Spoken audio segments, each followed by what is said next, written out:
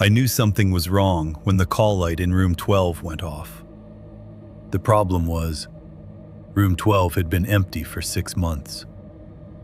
The hospital was small, private, rural, the kind of place people drove past without noticing. 2 floors, 23 rooms. Ward C, the overflow wing, was the forgotten hallway at the back. 6 rooms. Dim lights, old flooring, no windows. Only opened when the hospital was full. That hadn't happened in years. I worked the night shift 3 nights a week. Quiet work. Chart updates, medication rounds, checking vitals, answering the occasional call from a patient who was more lonely than sick. That night, there were only 4 patients admitted, none in Ward C. The call light chimed softly at 1:17 a.m. I glanced at the panel. Room 12. My stomach tightened.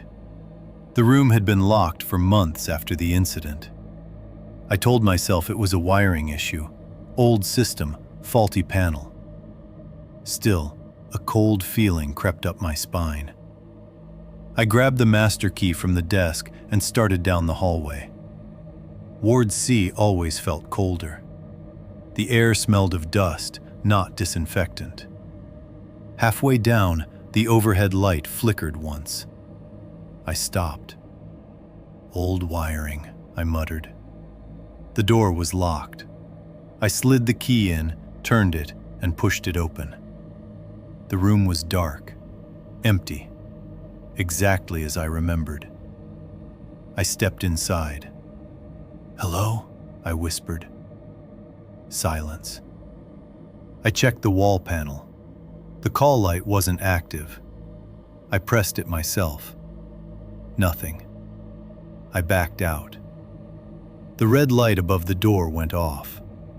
Back at the nurse's station, I checked the system logs. No record. No electrical faults. Just silence. I wrote it down in the notebook and moved on. That was my first mistake. The second call came at 2:03 a.m. Same chime, same room. This time, I didn't hesitate. I walked straight toward C. The hallway felt colder. I could see my breath in the dim fluorescent light. Room 12's call light glowed. I leaned closer and listened. At first, nothing.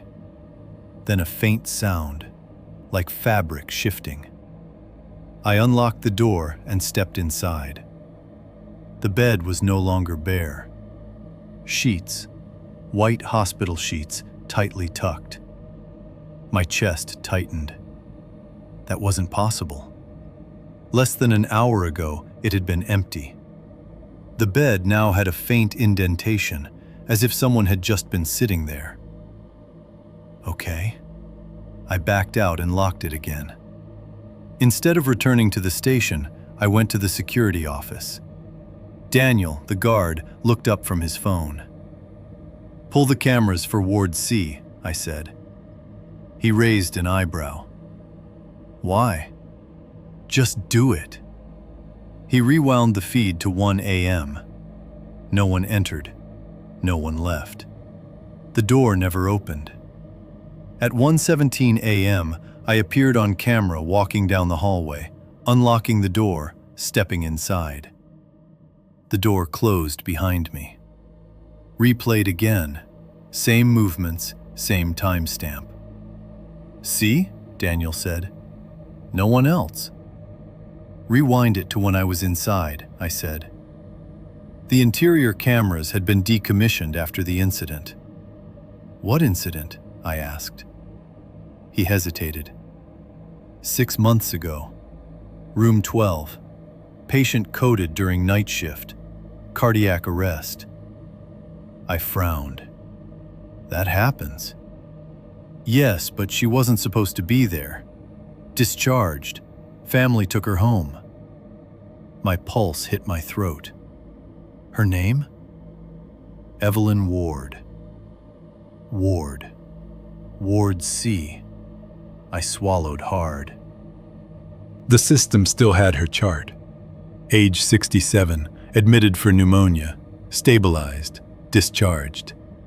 Time of death, 1:19 a.m., room 12, ward C. Today's date, January 12th. Tonight, exactly 6 months later, at 1:19 a.m. The third call came at 3:19 a.m. I didn't need the panel. I already knew. Room 12. This time, the light blinked, slowly, repeatedly. I checked the patient board. A new name appeared. Room 12E, ward.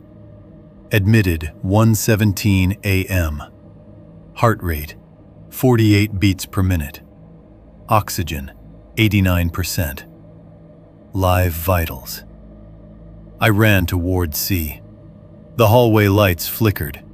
The door was slightly open, a thin sliver of darkness inside.